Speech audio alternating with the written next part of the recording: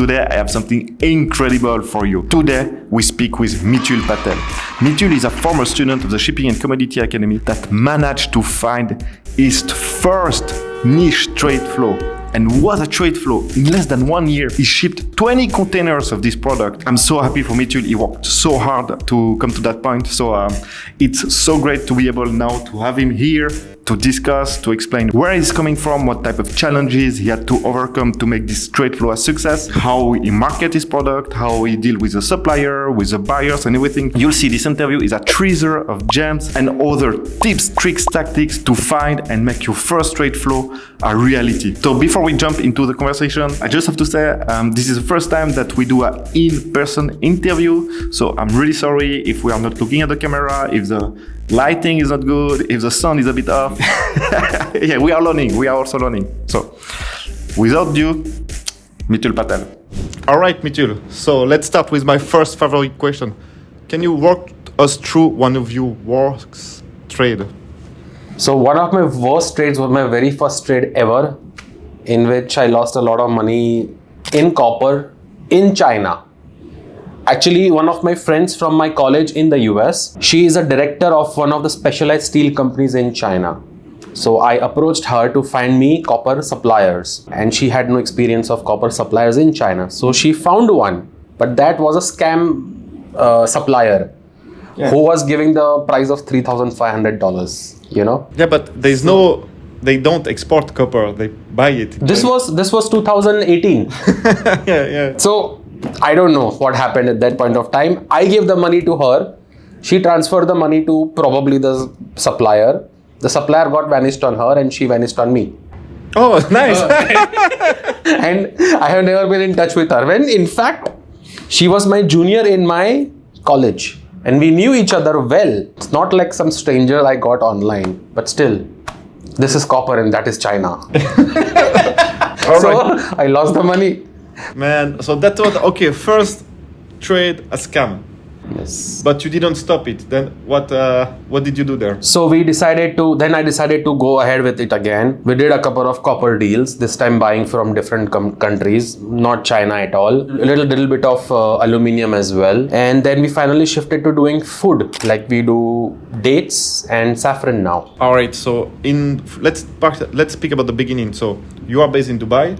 Yes. And your buyers in metals, they're still in India, right? Yes, all of them are in India. Oh. So the modus operandi has been to import everything into India, whether it's metals or whether it's food. Okay. And so why did you switch from metals to food? Now you are a big data importer, but why did you do it? So the metal market is very competitive, and obviously there's more bang for bucks in food is the simple answer than metals.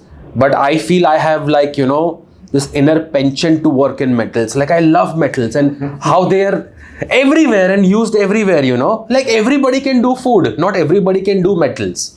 Yes. So you basically the margin is better in food. Yes. So even if I am in dates, I will never leave metals. Even if I go in food, in more products, I'll expand. I will never leave metals. I will always come back to it and do something or the other. Okay, so you did metals, a bit of copper, a bit of aluminum. This is, I guess, when we met, when you became like a student in the shipping commodity. This was before that, yeah. It was before that. Yeah. All right. And then, man, why did you move to food stuff, dates more precisely? How did it happen? So I told you how I moved from metals to food because basically it has more margin. And at that point of time, I needed to work in an industry which had more margin. But no, my question is, how did you find this opportunity with date? So honestly, me and my brother worked together on dates in the dates business. And we came across a lot of people who work in dry fruits in India, in the Middle East, across the world. And the first opportunity came when we went to Gulf Foods, honestly. We met a lot of people. Then did our own research. Gulf Food, people that don't know, is the biggest food fair, I guess, in the world. One of the biggest.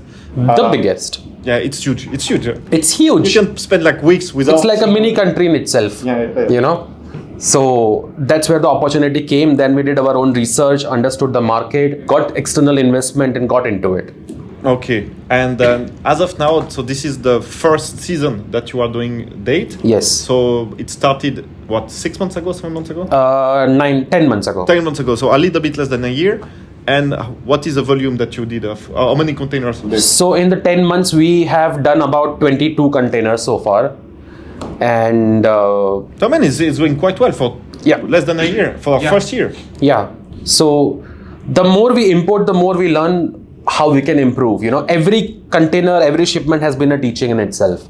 Exactly. So the next year is going to be pretty awesome than the first year, and I'm pretty sure in 2 years our brand is going to be quite popular. So and then you did like, so what is the objective for next year, target for next year? So we want to do at least 60 containers of dates. Okay, that's for sure. 3 times that. 3 times, yes. And honestly, that's not also very ambitious as well. This is a very comprehensive plan that we can actually achieve. Yeah, I think you're right. I think it's not really ambitious, because if in 1 year you did 20 containers, so that means that this market is ripe for way more volume. Because usually it's very difficult to penetrate a new market as a new player. It's I mean, you know, it's very tough. But the fact that you was able to do that and profitably, I mean, you didn't lose money.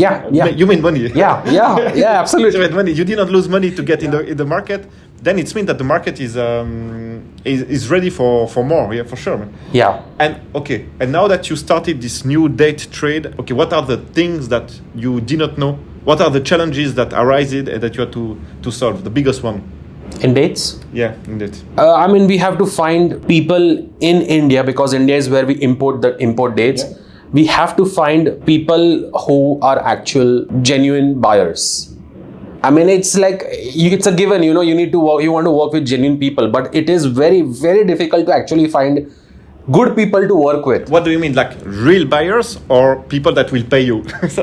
Both, because they don't go together, you know. So real buyers may or may not pay you, but we want to work more with potentially the end buyers. Like there is, you know, like in pharmacy, there is a chain, like there is a pharmacy company, then there is a super stockist, distributors. The same goes for dates also. So we want to work with people who actually work with smaller retailer shops in different cities across India. So all right, so because right now, so you have a company in India that do the import of the date, right? Yes.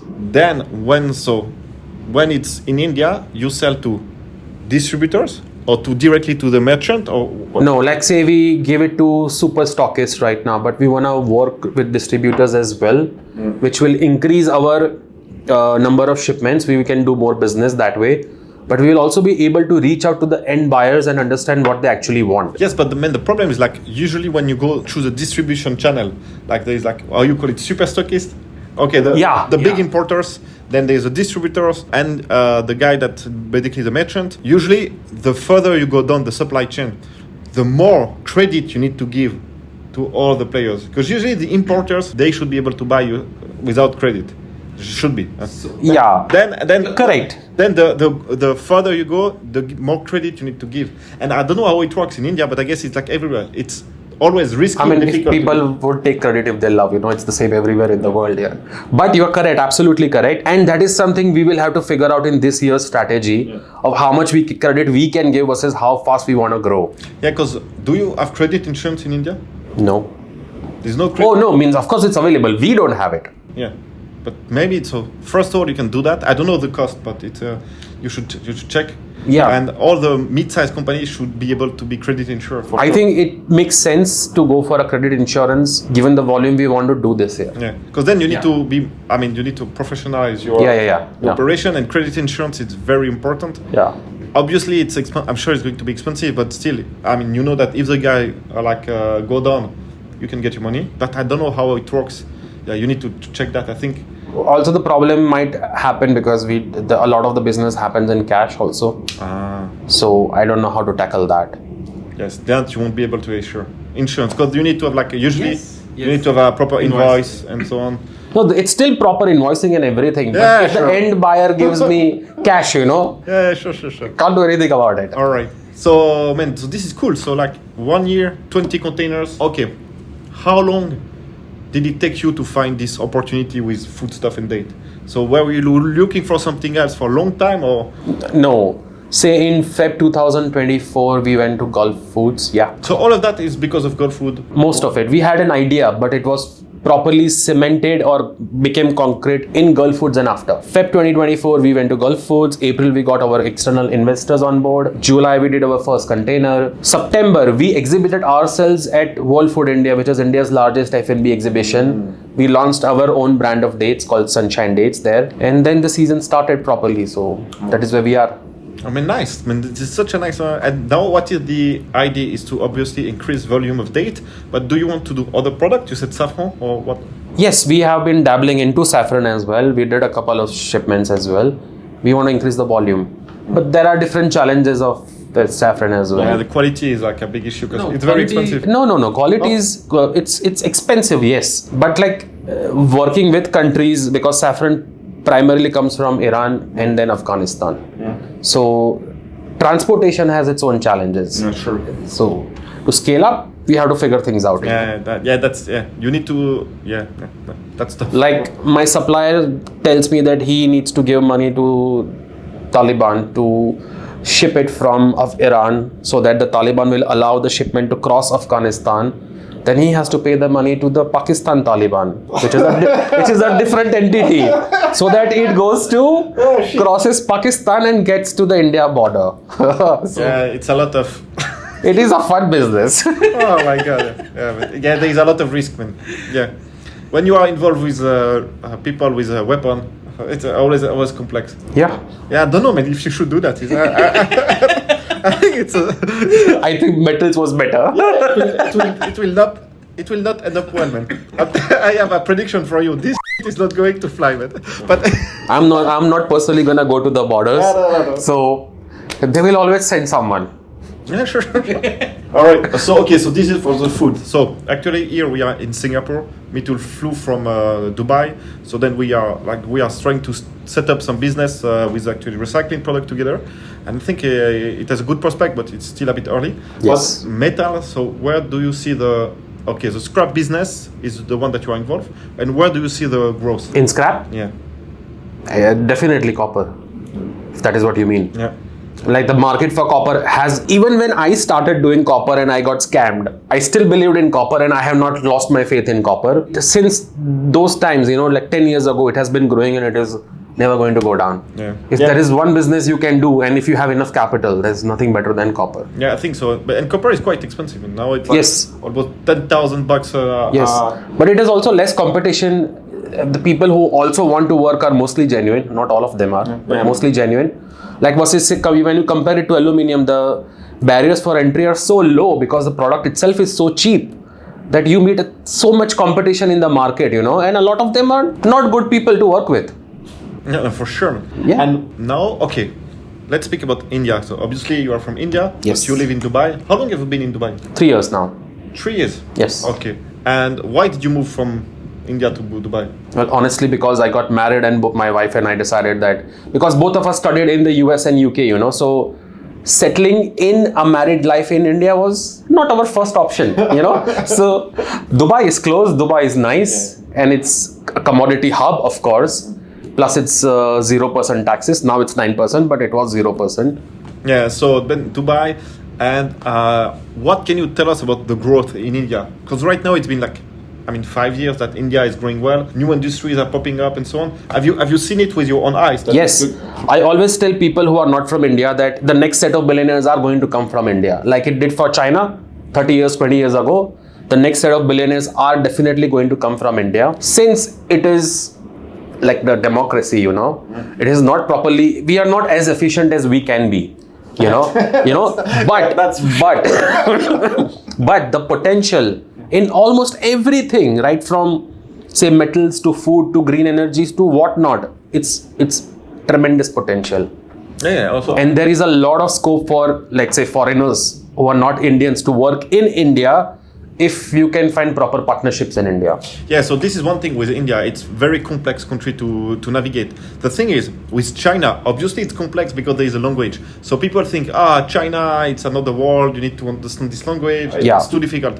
And then they see India, they think, but in India people speak English, so it should be easier. It stops there. It stops there. Yeah, English, sure, it's maybe easier to communicate. But India is a world in itself. Like there's like, I don't know, 20 languages. I mean, people No, thousands of languages. thousands. No, not 20. So people from different zones, they are very different. It's 1.5 billion people. Obviously, there is big difference between people from south and the north. So, and you need to have people that understand how you need to behave there. Otherwise, you will get screwed, man, for sure. I can make it simple. India is complex for Indians also. It's not easy for Indians to also work in India. Let's say I'll come from the West, I can go in the East, but it's not gonna be easy. It's not straightforward. It's not one single country, the customs, the religion, the language, everything, the way of working, even the efficiency is different, Like I would work in the afternoons, a lot of Indians won't work in the afternoons, they would go to sleep. What do I do? Yeah, so that's the case. But it is the next big place to be in for sure. Yeah. Provided you find the right partnerships and it works out, yes, absolutely. Yeah, sure. For the metals, we will start to shape a bit there. Yes. So for sure. But again, step by step, because the thing is, it's already a big market. There's a lot of competition, so you also need to know what you're doing, because it's not easy. But yeah, India tremendous potential for sure. And man, it's funny because I work with a lot of Indians now, even though they are not from India. They are in Dubai, like you, Singapore, and so on. It's like everywhere. There's in Malaysia, lot of Indians. So this is a big diaspora also. Yeah. Indians are everywhere. And okay, so then what would you say? Look, let's say that I'm new. You have a little bit of knowledge in commodity trading. I want to start something on my own. To start their own business. Yeah, they want to start to find their first deal, to put their first deal. What would be your advice? So I would not, I mean, ideally, I would say suggest, and this is not me endorsing because I attended Damien's Student Academy and it was fantastic. No, I genuinely mean it. And the first thing you should do, ideally, should join the academy, right? Commodity Academy. Yes. Link in below this video. And then, because Damien's community has placed people in very good companies like Trafigura, Glencore, etc. Get your first job in those companies and then work there for a couple of years and then start your own business. Yeah, I also think it's the best way. Yes. Yeah. You will have access to capital after that. Yeah. That's for sure. You will have knowledge, you will know suppliers, you will know buyers. I mean, that's a wonderful... If I knew this at that point of time, I would definitely do it. Now, unfortunately, I am a lot ahead in my journey as an entrepreneur in my company, so I cannot go back to work for someone. But this is what I would ideally suggest. I also think so. And one thing that I've noticed is, I try to give the tools for people to work properly. But if they haven't worked for a big company, usually they are a little bit messy, Yeah. And this is the thing is and people that are good at putting deal together, that are good with people, good salesman and so on, charismatic, usually they are not good when they need to put their pencil down and be detail oriented. And this is what usually working in a big company or even a small company will teach you is like, look, if you want to grow, you need to have a proper structure. Yes. And then you learn that. And I think that was also one of the things that was lucky for me is like I work in a small company, but my boss, everything was extremely structured. Yeah. And so this is how I learned to work. And I was like, man, then I saw a lot of people that are not doing it. It's a f***ing mess, man. Yes. And they can't grow. So I think this is important in more than maybe knowledge, but network knowledge for sure. It's very important. But then you need to understand like a deal recap. What are all the points that you need to put? Yes. It's not like bags. Yeah, we'll see if it's marked bag. No, it's every detail is important. So and I think this is a good working couple of years. A good point. But working in commodity, whether it's food or metals or oil and gas, it is a lot of technical knowledge. Forget networking. Forget everything. Just the knowledge. You can learn by yourself. That's gonna take time, or rather just go to his academy and join a company. Ask him for the job and join the company. Yeah, but I mean, this is true. Like the guy that we met today, had a lot of technical knowledge. Yes. And I mean, I wouldn't be able to learn all of that. Yeah. It's been like 10 years to. I still ask couple of Damien's students for whenever I have questions of any commodities, any technical thing, and they know all of it. Yeah, that's amazing. No, but that's a good. Okay, all right. So let's say. Okay, now, usually what do you think is the most difficult when you try to put a deal together? Financing. Okay, financing. For sure, financing. Yeah, but because, I mean, all right. But once you get financing, then it becomes easier for the next 5-10 years or whatever, as far as you prove yourself. But to begin with, the first step for any deal, financing is the But man, okay, all right. My point is like, usually people can't get finance because deals. It's like they don't understand the risk that they ask the financier to take with their deals. I've seen a lot of that. How did you get the finance for the date? Because of my past track record, that was the first thing. Yeah, so you had some track record. Yes. Yeah, so then people can be like more comfortable. to Yes, lend you money. absolutely. To give money to the first timers, especially in metals, when the investors don't understand anything, it will never happen. No, it will never happen. So this is why usually I say like, look, if you can find a deal, then go try to get it financed by a commodity trading company. Because if there is enough margin, they will do it. Obviously, they can steal everything from you, but at least you can do something, man. You have a real track record. Yeah. They will put this together, they finance it, and so on. And a lot of firms are financing upstream or downstream. Yeah. A lot of them are doing that because this is a way for them to use the capital in a way that they understand the risk. Yeah. A lot of financiers just don't know. But if you can get that. The trading firms are no more trading firms anymore. Yeah, the big one, they have too much capital, so they need to finance. All right, man. Is there like any other things that you should think that the audience should know about commodity trading in general or whatsoever? I mean, it's not an easy field to step in because you need a lot of knowledge for sure.